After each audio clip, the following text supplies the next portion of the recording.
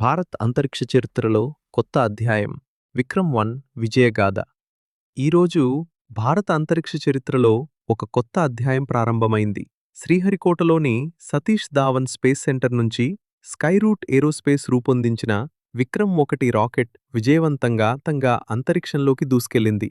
ఇది కేవలం మరో రాకెట్ లాంచ్ కాదు, భారత్లోని ఒక ప్రైవేట్ కంపెనీ మొదటిసారి స్వయంగా అభివృద్ధి చేసిన ఆర్బిటల్ రాకెట్తో ఉపగ్రహాలను విజయవంతంగా కక్షలో ప్రవేశపెట్టిన చారిత్రక ఘట్టం.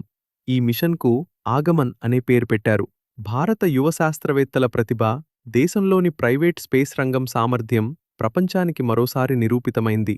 విక్రమ్ 1 రాకెట్ తక్కువ భూకక్షలో లో ఎర్త్ ఆర్బిట్ అనేక పేలోడ్లను విజయవంతంగా ప్రవేశపెట్టి తన లక్ష్యాన్ని చేరుకుంది. ఈ విజయంతో అంతరిక్ష రంగంలో ప్రభుత్వ సంస్థలతో పాటు భారత ప్రైవేట్ కంపెనీలు కూడా ప్రపంచ స్థాయిలో పోటీ పడగలవని నిరూపితమైంది. ఒకప్పుడు అంతరిక్ష ప్రయోగాలు కలగా కనిపించేవి, ఈరోజు ఆ కలలను భారత యువత నిజం చేస్తోంది. ఇది కేవలం స్కైరూట్ విజయం కాదు, ఇది ప్రతి భారతీయుడి గర్వించదగిన క్షణం. భారత్ ఇప్పుడు కొత్త అంతరిక్ష యుగంలోకి అడుగుపెట్టింది. జై హింద్. ఇలాంటి ఆసక్తికరమైన అంతరిక్ష చరిత్ర రహస్యాల కథనాల కోసం బియాండ్ మ్యాప్స్ను సబ్స్క్రైబ్ చేయడం మర్చిపోవద్దు. 3, 2, 1, 0